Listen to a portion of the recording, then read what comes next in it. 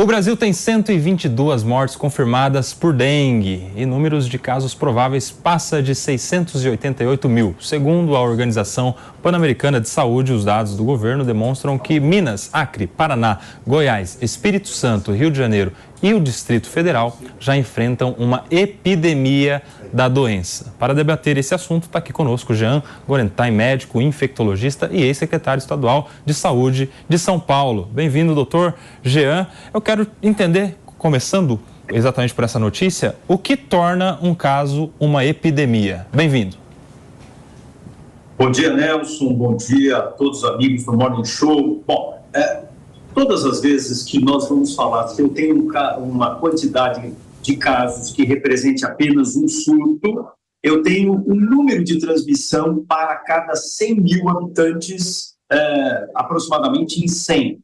Quando eu falo de epidemia, eu estou falando de 300 casos para cada 100 mil habitantes. Então, o número de casos para aquela quantidade de população, 100 mil habitantes daquela região. E o que nós vimos é que vários estados, mas também dentro do estado de São Paulo, algumas regiões também já têm esse nível de pacientes infectados para cada 100 mil habitantes. Doutor Gorenstein, uma outra pergunta é exatamente esse número assustador, 122 mortes, a gente tem mais de 688 mil casos, ou seja, é muito caso de dengue, em comparação inclusive a alguns anos. Por que de um ano para o outro a gente tem um aumento tão grande, já que a dengue está aí há tantos anos e agora a gente está vendo esse número assustador? Nelson, você falou uma coisa muito séria. A gente já tem de forma natural, endêmica, a presença da dengue no nosso país, nos vários estados da federação. O que existe, na verdade, a cada 5 ou 6 anos, o curso natural da dengue tende a aumentar. Isso é algo natural, é histórico. E, por outro lado, nós tivemos agora um fator pontual, que é exatamente uma condição climática, foi extremamente favorecedora. Qual foi? Períodos de chuva bastante persistentes, com altíssimas temperaturas, quer dizer, condições ideais para a proliferação do Aedes aegypti. E é interessante a gente lembrar que cada mosquitinho, a fêmea do Aedes aegypti, ela deposita cerca de 70 a 100 ovinhos a cada 4 dias. E qual é a questão? A questão é que em pequena quantidade de água você tem a grande possibilidade de já em 7 dias ter novos mosquitos. À medida também que eu vou tendo mais populações infectadas, maior a chance de infectar novos mosquitos e assim o ciclo acaba aumentando. Por isso que nós temos essa grande quantidade de casos. Mas quando a gente olha esse número de casos, nós lembramos dos casos que são notificados, que são aquelas pessoas ou que tiveram uma forma grave ou que procuraram atendimento de saúde. Mas nós sabemos que um grande contingente de população não, apesar dos sintomas leves, não procurou as unidades de saúde, portanto não constam nesse numerário. Portanto, são casos que nós chamamos subnotificados. Tá aí, o doutor Mano Ferreira vai te fazer uma pergunta agora. Doutor, bom dia, obrigado por estar aqui conversando com a gente. Eu queria aproveitar a experiência do senhor como gestor público para perguntar, nessas condições, o que é que o sistema de saúde deveria ter feito e não fez para evitar esse aumento do número de mortes?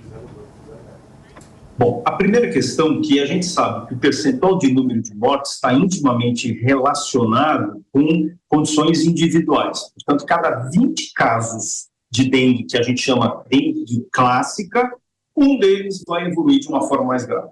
Então, é muito importante que as pessoas saibam quais são os sintomas de forma grave e quem são essas pessoas de risco para que possam, sim, estar muito mais próximas, vigiadas pelo sistema de saúde para que possam ser acolhidas. Então, o sistema de saúde, principalmente nos municípios, que estão as unidades operacionais de controles de vigilância, de controles de focos do mosquito, por exemplo, nós temos que lembrar que 80% estão dentro das residências.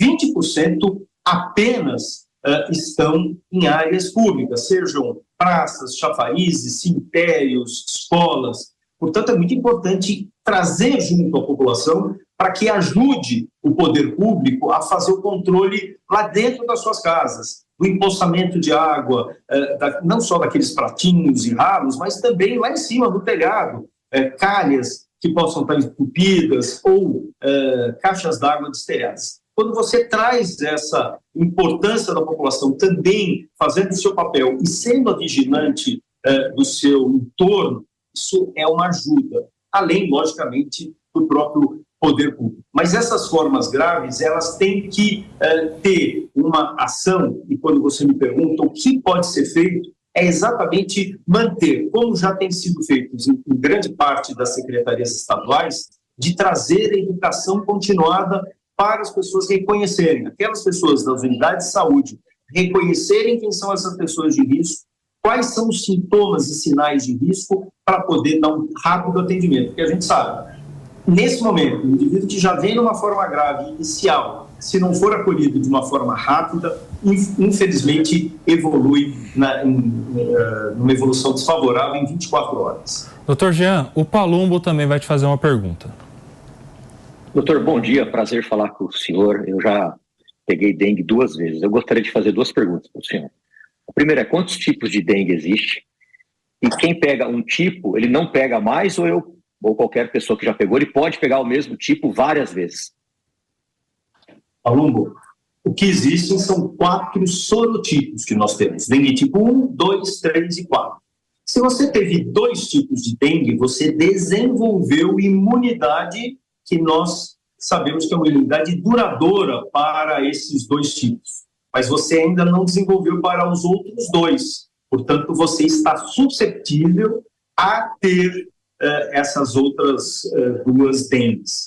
Mas o que nos deixa muito atentos, que pessoas, assim como você, que já tiveram dengue, podem, no segundo episódio, ter uma manifestação mais grave, as formas que nós chamamos formas hemorrágicas. Por isso é muito importante ter atenção. No curso da dengue, no 3º ao 5º dia especial, se sintomas como dor no abdômen, batedeira no peito, suor, febre que retorna, aquela febre que estava melhorando, você que estava melhorando os sintomas e de repente começa a ter recrudescência desses sintomas, são sintomas assim, de alarme para que o profissional da área de saúde seja imediatamente procurado.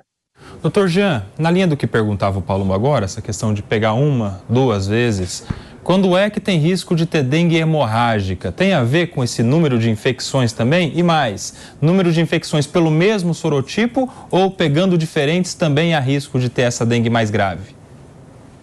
Lembra que a gente falou? O indivíduo que já teve um sorotipo, ele produz resposta e ele nem vai desenvolver doença. Então, ele já tem a proteção natural, inata dele, pela proteção de uma infecção pregressa. Mas aquelas pessoas que têm uma dengue uma segunda vez com outro sorotipo, podem desenvolver, como eu disse, tem a chance de desenvolver forma grave. Não quer dizer que todo mundo que teve a primeira dengue, na segunda vai desenvolver, mas incorre no maior risco de resposta inflamatória muito mais exuberante, muito mais intensa em relação a essa doença, portanto, de risco à forma grave.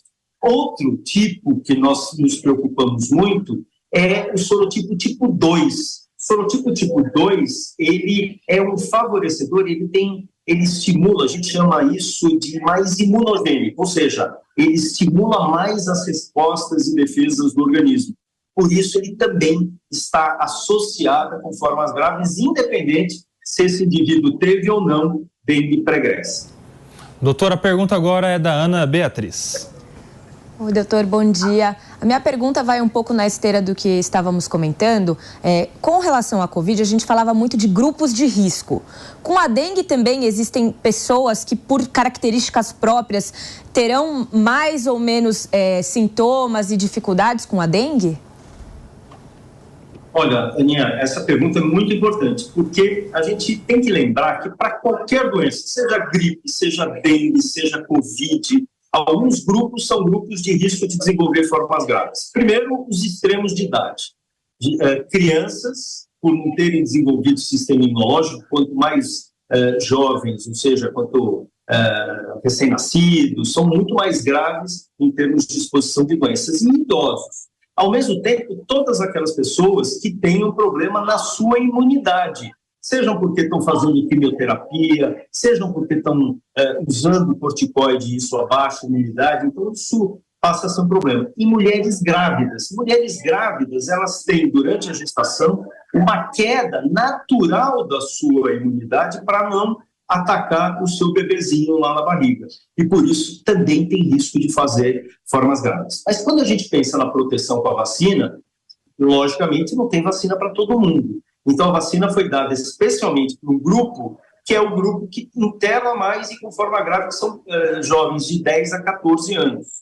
Porém, isso não quer dizer que essas outras pessoas não devam fazer as proteções devidas, que não pela vacina, que é a utilização de repelente. Mulheres grávidas, crianças a partir de 6 meses, idosos e mesmo a população de forma geral devem fazer uso dos repelentes durante o dia em áreas expostas. Isso é uma forma de proteção que elas devem ter. Aliado a isso, usar roupas claras que ajudem a identificar mais o mosquitinho, ao mesmo tempo refletem mais a luz do sol e ajudam a expelir, afugentar o mosquito. E na terceira condição, que quando nós usamos roupas mais claras, elas transpiram mesmo. A gente sabe que pessoas que transpiram mais são aquelas que atraem mais o mosquito. Então, é importante que essas dicas fiquem aí para todos os nossos amigos do Morning Show. Doutor Jean, eu vou pedir para você ficar com a gente mais um minutinho aqui, rapidinho, porque a gente tem agora a Camila Yunes, que vai trazer uma notícia importante que tem a ver com a dengue. O aumento de casos de dengue em todo o Brasil tem provocado uma grande procura por repelentes, como já dizia o doutor Jean. E aí o que aconteceu? O preço aumentou e não foi pouco. Camila Yunes está aqui para explicar o que está rolando com os preços dos repelentes. Bem-vinda, Camila. Oi, Kobayashi, muito bom dia para você, para toda a bancada do Morning, para o Dr. Jean e para quem nos acompanha aqui na Jovem Pan. Pois é, Kobayashi, elevação dos preços, claro que quando tem uma demanda maior, até uma lógica mercadológica, existe aí uma demanda e também um aumento dos preços. E aí, de acordo com o que foi identificado pelo PROCON, essa elevação chega a quase 16%. Mais precisamente 15,78%. Mas o que o PROCON de São Paulo alerta são para os preços abusivos, porque de acordo com esses números, esse levantamento que foi feito pelo PROCON, alguns lugares apresentam diferença aí de preço de mais de 84%, então é considerado ali preços abusivos. Então, de acordo com o que foi feito e levantado pelo PROCON, foram monitorados aí 5 sites de farmácias e drogarias, e aí o PROCON faz aquela observação muito importante, que a população precisa ficar atenta, pesquisar aí o valor do preço do repelente, porque tem tido uma demanda realmente maior. A gente olhando, procurando nas farmácias, Kobayashi, a gente vê que os repelentes variam aí de preço, em torno de R$20, R$30, dependendo da marca, pode chegar até R$70. Mas, claro, quando for um preço abusivo, o pessoal tem que ficar de olho e fazer essa denúncia para o PROCON. No Rio de Janeiro também teve essa elevação, o PROCON do Rio de Janeiro também fez esse levantamento. Em alguns lugares na região norte, na zona norte do Rio de Janeiro, essa elevação, essa diferença de preço chega até 66%. Na zona sul, um pouco menor, em torno de 43%. E essa diferença, esses preços elevados, não são só com relação aos repelentes não, viu, Kobayashi? Porque houve também um aumento muito significativo e expressivo com relação aos exames laboratoriais de dengue. Então, de acordo com o PROCON do Rio de Janeiro, por lá nos laboratórios, esse valor chegou a 270% a mais. Então, a gente está vendo aí todos esses reflexos da dengue no bolso também do brasileiro. Tá aí, Camila Yunes trazendo novidades. Preços em São Paulo, o aumento ultrapassou até 80% em alguns casos. Obrigado, viu, Camila? Volto sempre ao Morning Show. E aqui de volta o Dr. Jean Gorenstein, eu quero fazer a pergunta a respeito do repelente. O doutor já disse que é bom usar, faz bem, previne de alguma maneira, mas a pergunta é a seguinte, doutor, diante desse aumento de preços, tem gente que não está conseguindo encontrar o repelente na farmácia e está seguindo algumas receitas de internet para fazer repelente caseiro. Como é que o senhor vê essa medida que se populariza nas redes sociais? Faz bem, faz mal, é perigoso? Como que é? É muito perigoso, porque, logicamente, não vai se respeitar, primeiro, os princípios ativos, que é o DIT, que é o DET, e nem da icaridina, no seu percentual de proteção, e não só com riscos de trazer lesões na pele, como, pelo outro lado, dando a falsa sensação de proteção. As pessoas vão usando aquilo, achando, eu estou protegido, e acaba estando exposto. A gente sabe que realmente esses custos acabam sendo altos e que, infelizmente, a gente não tem como trazer isso para uma população, infelizmente, de baixa renda.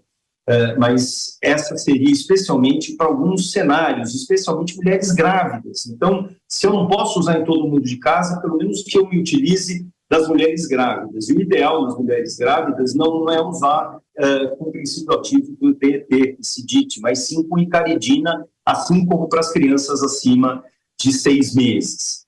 Outras proteções que podem ser usadas dentro de casa, além dos próprios inseticidas à base de citronela, então fecha toda a casa, passa o inseticida e garante que os mosquitinhos que estiverem lá acabam sendo destruídos, e coloque em cada cômodo aquelas tomadinhas que são repelentes elétricos. O nome diz, repelente, não é inseticida. Então o indivíduo coloca na parede, na tomadinha e deixa uma frestinha da janela aberta. Por quê? Porque se o mosquitinho entrar, ele sente um cheirinho, só ele vai sentir, nós humanos não sentimos.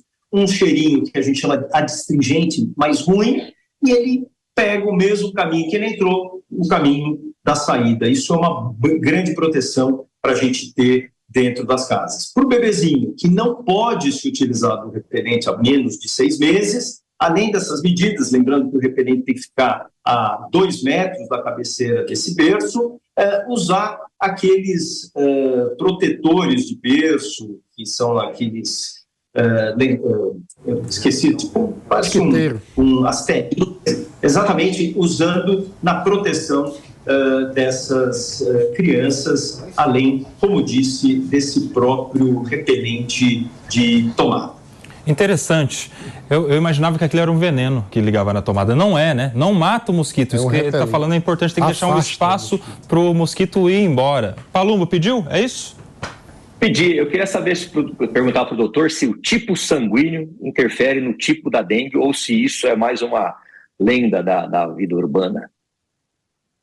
Palumbo, você está falando uma coisa que é muito interessante. A gente sabe, de forma geral, alguns fazem forma mais grave. E algumas famílias fazem forma mais grave expostas a uma mesma infecção. Portanto, existem características genéticas individuais, genéticas, não por tipo sanguíneo, que promovem, então, respostas mais intensas. E é exatamente essa resposta mais intensa que pode levar a fenômenos hemorrágicos, quer dizer, a dengue complicada com a dengue que nós chamamos a dengue hemorrágica, com choque da dengue e tudo mais.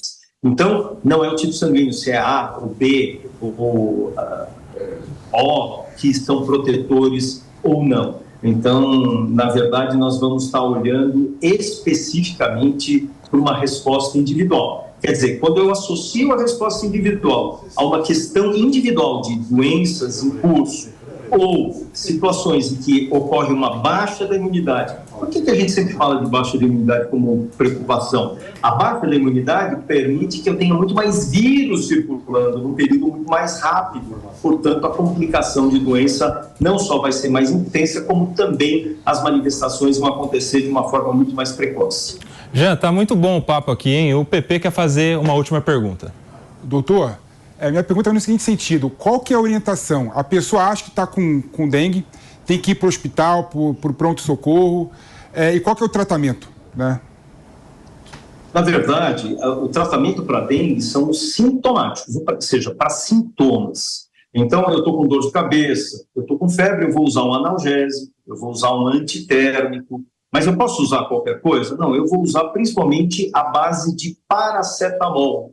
O paracetamol é uma medicação que ele não vai baixar as células brancas e ele também não vai criar outros riscos como outras medicações. É importante que pessoas que estejam tomando, que tenham naturalmente, por a sua doença de base, usando ácido acetil salicílico ou qualquer anti-inflamatório por doenças reumáticas, ibuprofeno, cetoprofeno, suspendam essa medicação e comuniquem imediatamente seus médicos em curso de dengue. Por quê? Porque a dengue tem como complicação a queda do número de plaquetas, que é uma célula importante na coagulação. Portanto, se ela baixa, eu aumento o risco de sangramento. Se eu uso o ácido acetil salicílico, que é uma medicação que permite anticoagulação, ela não é uma anticoagulação, mas ela deixa o sangue mais fluido, ele ajuda e colabora para episódios hemorrágicos, episódios de sangramento. Então, é muito importante que esses cuidados acabem acontecendo. Agora, quando o indivíduo deve procurar o profissional médico? Eu estou com sintomas de dor no corpo. A dor no corpo é uma dor intensa, por isso que a dengue chama dor de quebra-ossos. Junto com uma febre alta, uma dor de cabeça intensa. Não passa com as medicações que eu estou tomando. Eu continuo com uma prostração, ou seja, não tenho força de fazer nada. Procure um profissional médico para que ele possa fazer os exames, para que ele possa fazer as orientações ideais. Ao mesmo tempo, eu tenho uma paciente gestante, um indivíduo idoso ou com alguma doença de base, procurem, mesmo que os sintomas sejam mais leves, que a gente já viu que essas pessoas podem cursar com formas mais graves. Então, já procurem, tenha uma proximidade com o atendimento mais breve. E uma dica que fica para aqueles que puderem. Você está com dengue ou tem alguém próximo a você com dengue, use repelente em você, mesmo que você tenha dengue. Por quê? Porque se eu tiver mosquitinhos na minha casa circulando que não estão infectados e me picarem, eles passam a estar. Ao mesmo tempo, a proteção para as minhas pessoas, para as pessoas que estiverem no meu entorno. Lembra aquilo que a gente falava da máscara? Hoje a nossa máscara vai ser o repelente. Tá aí, Dr. Jean Gorenstein, ele que é ex-secretário de Saúde, deu uma aula para a gente aqui sobre dengue. Quero agradecer demais a sua participação aqui no Morning Show. Muito obrigado e volte sempre aqui na Jovem Pan. Muito obrigado, Nelson e todos os amigos do Morning Show. É um prazer poder estar falando com vocês. Muito obrigado, um abraço. Aqui no sofá agora eu quero render a polêmica. Já tivemos aí uma aula sobre dengue, como a gente deve se portar, tem que usar o repelente, tem que tomar cuidado com essas receitas caseiras que aparecem na internet, todos os conselhos dados pelo doutor. Mas aqui no sofá o negócio é polêmica. O aumento de preço do repelente em São Paulo ultrapassa 80%. Mano, eu quero começar com você, porque você é o liberal por inteiro. Vai passar isso aí é fruto do liberalismo? Isso é fruto da oferta e demanda, a forma como antes um pouquinho, mano, agora são 11 horas, 20 minutos. Quem está na rádio vai para um breve intervalo. Por aqui o Mano Ferreira vai explicar um aumento de 80%. O aumento de preço é resultado de uma mudança na dinâmica da oferta e demanda, ou seja, se tem mais gente em busca de repelente e a produção não acompanhou esse aumento, é natural, por um fenômeno de mercado, que o preço suba. E é importante que isso ocorra para o equilíbrio da produção. Porque o que é que isso significa? No momento em que o preço sobe, é como se fosse uma linguagem, um sinal que está sendo emitido para o mercado para que os produtores saibam que vale a pena produzir mais repelente para que seja vendido. Então, há um ajuste de mercado. Os produtores passam a responder a esse aumento de preço produzindo mais repelente para que esses repelentes possam ampliar a oferta compensando o aumento da demanda. Então, é um aumento de preço que tende a ser muito episódico, é uma forma de comunicar aos produtores que a demanda está maior, logo produzam mais, então rapidamente os produtores vão dar conta disso e em breve a gente vai noticiar que o preço voltou ao normal. Por quê? Porque o mercado responde e essa é a chamada mão invisível trabalhando, ou seja, o preço ao subir comunicou para os produtores produzem mais repelente, os repelentes chegam no mercado, quando você aumenta a oferta, se a demanda continua igual, o preço vai cair. Ô, Felipe Monteiro, o direito do consumidor chama isso de prática abusiva, você concorda? Concordo que é prática abusiva, sim. Eu acho interessante o Mano passar pano para a mão invisível, né? O tempo inteiro, né? E ele fala que é a mão invisível trabalhando. Na verdade, é a mão invisível te ferrando, né? Tem coisas, por exemplo, que o liberalismo não consegue explicar e não consegue justificar. Na teoria... A ausência de repelente. O que é pior? É faltar repelente na farmácia ou tá com preço mais alto. Esse é o ponto. A questão que a teoria do Mano é até bonitinha, do liberalismo, né? Mas o que ele esquece, por exemplo, é que a dengue aumenta no verão, né? As pessoas precisam de repelente agora, nesse momento, nos próximos 2 meses. Então, os fabricantes podem passar a fabricar mais repelente e normalizar a produção daqui a 5 meses, quando não vai ter mais a epidemia de dengue. Ou seja, o que a gente tem que ver é o seguinte, no curto prazo aqui, até o final do verão, não é? Você, por exemplo, justificar esse tipo de postura, aumentar o preço de forma unilateral, de forma abusiva, segundo a nossa legislação, é um absurdo. Tem que ter instrumento para coibir isso em tempos de crise. Em tempos de crise epidemiológica, como está acontecendo com a dengue. Não tem mágica. Não dá para você... repelente suficiente, ou vai acabar no mercado. Não, existe Mano, regulação. Regulação. Espera aí. Regula o mercado. Vamos lá, Mano, responde uma pergunta aqui. Repelente do que repelente produzido. A minha pergunta é o seguinte. O cara já está com repelente no estoque. Ele já ia vender a determinado preço. Quando ele vê que está todo mundo procurando, ele sobe de uma vez.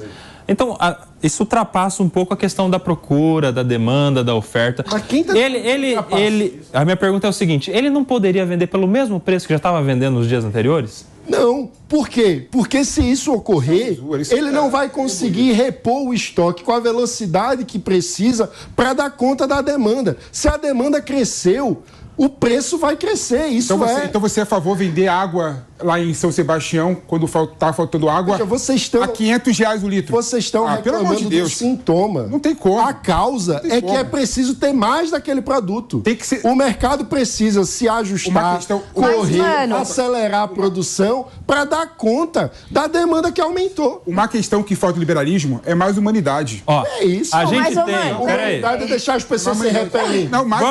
Vamos organizar aqui a nossa treta. São 11h24. A gente está numa discussão polêmica aqui a respeito desses preços dos repelentes que subiram de repente quando está todo mundo procurando. Em São Paulo, o aumento ultrapassou 80% em alguns casos. A treta estava entre o Felipe e o Mano, mas a gente precisa ouvir também o Palumbo e a Ana. O Palumbo e a Ana Beatriz. 1 minuto para cada, começar pelo Palumbo. Olha, vai cair uma tempestade aqui em Brasília porque eu concordo com o que o PP falou desta vez. Isso aí é fruto, não é do liberalismo, Olha lá. É da ganância. Porque isso é um caso de saúde pública. O PP usou um exemplo que eu ia usar. Lá no litoral norte, estavam vendendo 1 litro de água a R$100. As pessoas mais pobres não vão conseguir comprar repelente. E vai acabar de qualquer jeito. Mesmo subindo o preço 200%, 300%, vai acabar de qualquer jeito, como já acabou em outras épocas. Eu passava de viatura de madrugada nas farmácias procurando um repelente. Não tinha repelente em lugar nenhum. Entre um patrulhamento e outro, eu parava numa farmácia para procurar não tinha, e vai acabar novamente. Então isso é fruto da ganância. Procon neles, o Procon tem que trabalhar, e trabalhar muito. Você não pode ter um estoque de repelente e agora, porque está faltando, você sobe. Fica mais ou menos igual os donos de posto. Olha, tem uma perspectiva de abaixar, já vai lá e já sobe antes do aumento. Isso é uma sacanagem com o consumidor. Isso não é liberalismo. Isso é uma falta de respeito com o consumidor. É a ganância de muitos aí que não estão nem aí para a saúde alheia, como aconteceu lá em São Sebastião, que as pessoas não tinham água, e alguns inescrupulosos colocavam a água a R$500, como diz bem o PP. Ô, Ana Beatriz, 1 minuto. Na verdade, eu tenho uma pergunta para o Mano. Vamos lá. Pergunta para mim também, para eu falar. Não, tá bom. Mano, você está dizendo que o preço precisa aumentar para que isso sinalize aos produtores de repelente que eles precisam produzir mais. Mas se eu sou o dono da farmácia, eu já comprei esse repelente de alguém por preço X. O que isso vai mudar pro fabricante que já me vendeu? Como isso vai chegar a ele, essa informação? Rapidinho, Mano, vai lá. Se o preço está mais alto, logo é mais lucrativo esse produto, logo eu preciso produzir mais para dar conta dessa demanda. Então, você estimula o aumento da produção através do aumento de preço. Mas... Meus amigos, vai lá, Aninha. Não, mas o que eu não estou entendendo é esse aumento do preço, ele não chegou no produtor ainda. O que vai chegar no produtor é que acabou. Não, você acha independentemente que o farmacêutico está vendo que está acabando? Você acha que o farmacêutico está vendo que está acabando o repelente, ele não está pedindo mais para o fornecedor dele? Então, mas independente pelo preço que ele está vendendo, ele vai pedir mais para o fornecedor. Esse é meu ponto. O Procon está de olho nisso tudo. A gente vai ter desdobramentos, com certeza, nos próximos dias.